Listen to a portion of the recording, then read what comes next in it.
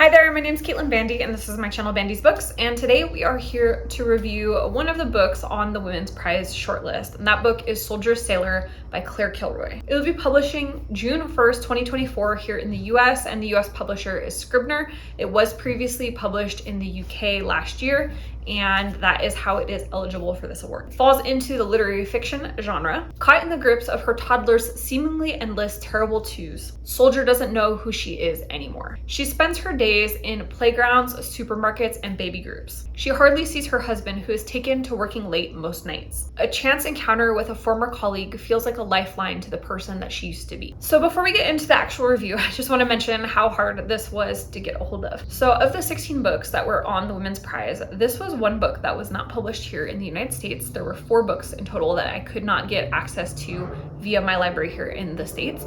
And so this was one of them. And I looked into shipping it over from the UK. That was difficult. There was some problems with that. So eventually I was able to go on eBay and I found an ARC copy of it. I typically would not purchase an ARC copy because they're not supposed to be for sale. But in this particular case, I really needed to read the book to complete the whole Women's Prize list. So I made an exception. And this was one of the last books that I was able to read just because I had to wait for that physical copy to get to me. That said, I think it's one of the books that's also freshest in my mind because I read it towards the end. I think I also kind of waited to the end to read this book because I was really worried that I wouldn't relate to it. I am not a mom, nor will I ever be a mom, and this book is all about the experience of motherhood. I thought that that might be an alienating experience for me to read it because it seemed so singularly focused on motherhood. Upon reading this, there are certainly parts of this book that won't resonate so strongly with you if you are not a parent. But I did actually find that a lot of the story was still very relatable. Having experienced relationships where my partner was not pulling his weight, having struggled with balancing a 70-hour work week and still managing a household, having felt isolated, having felt exhausted to the depths of my bones. All of those feelings and experiences were brought up in this book. I also recognized a lot of the issues mentioned in this book as things that my friends have struggled with as they've become mothers. One thing that really stands out in this book is that the writing is just stunningly beautiful. Sometimes I feel like really poetic prose is used to disguise bad writing, but that's not the case here. It really brings the story to life and helps us feel the emotions that Soldier is experiencing. It was almost as if I could hear Soldier's thoughts as she penned this letter to her child. The despair, the frustration, the love, the wanting for more, the loss of identity. It all really just drips from each line in this book. I think that this book is also really important in that it can help us cultivate empathy for parents, and especially for the primary caregiver within the family. It goes past just showing the difficulties of sleep deprivation and dealing with toddler tantrums, and delves into the mental load of managing a household without support. It illustrates ways that a partner can be a better partner, and that ways that friends and family can do better at supporting. It's certainly made me evaluate how I will approach friends in the future who have recently had babies. I also really appreciated that this delved into the sacrifice that the primary caregiver has to make as a parent. Soldier gives up her career. Her relationship with her husband is strained. She begins to feel a significant loss of identity, and that permeates the story. She becomes Sailor's mom, but there's this simmering conflict of dissatisfaction with that now being her only identity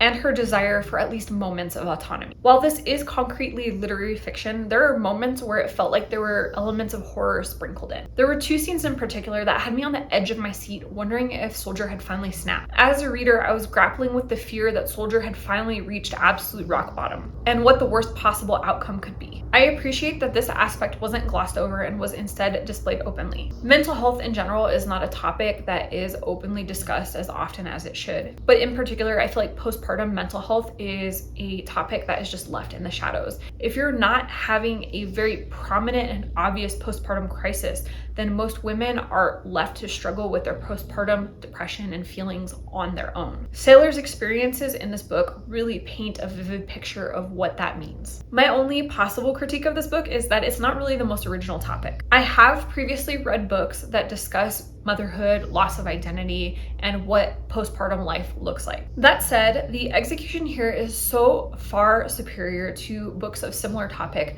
that I don't know that originality really matters that much at this point. All in all, this was possibly the book that I was least excited about on the long list, and is the only book that unequivocally changed my mind. Soldier Sailor is a beautiful juxtaposition of stunning writing with difficult emotional topics. It's relatable for people in many different places in life, and it is a book that can help to cultivate empathy for the people around us. From a book that I didn't think I would like to a book that I ended up loving, I'm really excited to see it make its way onto the shortlist. I think it definitely deserves its spot within these 6 books. It's a book that if it won, I wouldn't be mad about. However, I think it's a long shot. I think there's a couple other books that are a little bit more thematically relevant to this current time period and speak to the condition of the world at large. So I think that this might take a backseat just because of that.